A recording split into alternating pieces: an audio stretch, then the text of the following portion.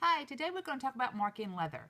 This seems to be one of the first questions that I always get is how in the world do I transfer my designs to leather?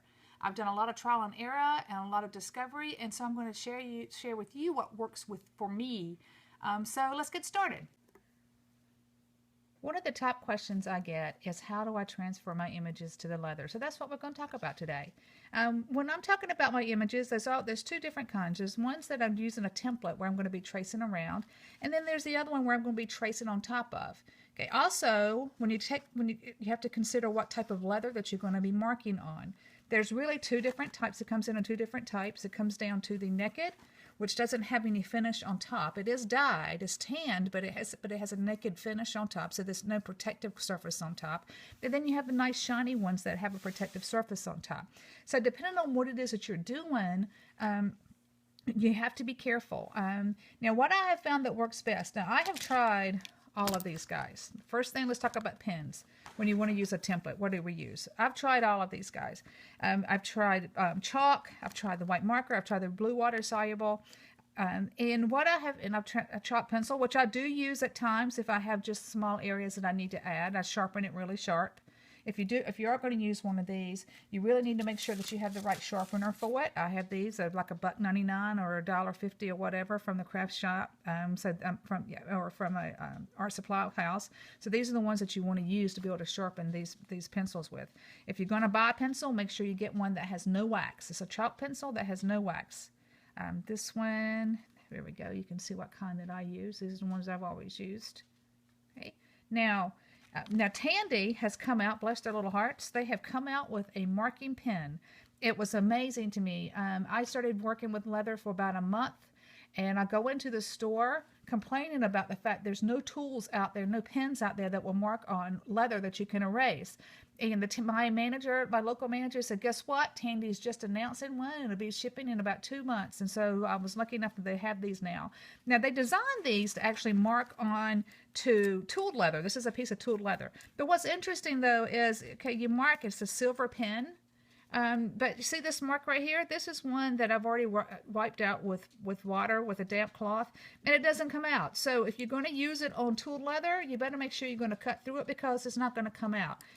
But however, for a hide that's got a shiny surface like this, it does beautiful lines. And all you have to do is use a damp cloth and damp paper towel, and it wipes it right off. If you're using it on a naked hide, like this one, you can mark on it. See the mark? And what will happen is if you wipe it off, it leaves this mark. However, it will dry invisible. Now, and I'm sure if it got wet again, it may come back. But what I'm doing is I'm marking my quilting lines anyway. So as soon as I mark it, and I quilt it and I wipe it off with a damp paper towel, I don't have to worry about anything being seen anyway because I'm quilting over these lines. So I don't have to worry about any residue that's left. And plus, a lot of mine I'm actually staining now anyway, so that's going to take away any of the remaining residue that may be left on the hide. But it will dry. I'll show you that again in a little bit so you can see. So that's how you handle things like this if you want to trace around, if you want to draw on leather. I recommend you go to Tandy Leather and you get their marking pen because these things are great. I tried one, it worked great, so I went back and bought about 2 dozen other ones. Okay, now, when you have something like this that you actually want to trace on leather with, all right, so this is what I found that I use. I use what's called Cyril transfer paper. Okay, make sure it's wax-free. Now, this particular paper comes in all kinds of colors. I do not recommend you using any color other than white. I've got the blue, I've got the red, I've got them all, but every time I use one of those other ones, it leaves residue just like the blue chalk does on our quilting fabrics. The same thing will happen with these, so just use the white. And what you do is you tear off a piece of this. This is what it looks like, comes in a roll. One side has got the chalk on it, the other side doesn't. So I always have to see which side it is. It's notorious. I'll be sitting there starting to trace at something and I have it upside down. So I always put it on down, do a little mark like that to see if it comes up. Okay. Now, there's one other thing that you're going to have to make this happen, to make this go smoothly. You're going to have to get what's called transfer film. All right. So what it is, this is clear. It's very clear, thin template paper, really. It's almost like parchment paper. and I transfer my image from my paper copy so I can keep that, my line drawing, and then I transfer it onto here with a Sharpie. And then this is what I use to transfer my design onto my leather. It comes in, you can get it in sheets. It comes in, I have a big old roll like this, 20 inches by 10, 15 feet or so. You can run it through a printer. Then they actually make printer 8.5 by 11 sheets, so you can run it through a printer if you need to do that for some reason. Now let me show you why this is important, because first of all, I tried to do this with just the Cyril wrap and it didn't work. And let me show you why. Okay, so if I take, let's say it's just a plain piece of paper, and I'm going to take a pen, ink pen, okay, and I'm going to draw on here. Okay, first of all, you cannot get a smooth circle, because you're hitting the jagged edges of, you're hitting the grain of the leather, so it's causing your lines not to be smooth. And see how you're not getting a smooth copy here? You're not getting a smooth line here. And what happens is if I bear down harder to get a smooth line, you start tearing your paper. Okay. The same thing is going to happen when you use a pencil. Okay, so even if you bear down hard, you can start tearing your paper and you still don't get a really smooth line. All right, so what happens, so if you use, now all you have to do is you just put a piece of this transfer paper on top, and you use a pen. First of all, you get a nice smooth line, and you see how much smoother that is?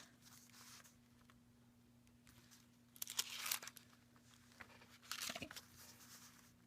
Oh, I've got the paper underneath, that's what's going on. Let's try this again. I was going to say, well, that wasn't really smooth, was it? Let's try this again. Okay.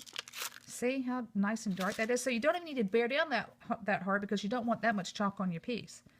Okay. Now, one thing, too, I'll tell you this. I don't like having ink pens around my leather, because I'm afraid I'm going to mark on it by accident. And so what I did was I got myself one of these stylists. You can get them from anywhere. This particular one came from the leather working from Tandy. I mean, I put this little handy little holder on it because it makes it easier to hold. But it has two ends. It has a real sharp end, which I don't use, and it has a ball point end. And so this is what I use to do all my markings. Gives you nice, smooth lines. So what you're going to need, what I suggest you get, is a pen from Tandy Leather. You get your Cyril wrap. You get your tracing film from Tandy Leather. Get it from Tandy Leather, the tracing film from Tandy Leather, and get yourself a stylus. That's what you're going to need to work with. Now, and the way that I position my pieces is I take my pattern that's on my transfer paper. I center it where I want it to be. I put a piece of Scotch tape across the top, and then once that's in place, then I take my chalk paper, put it underneath my image. Then I use my stylist, and I trace away.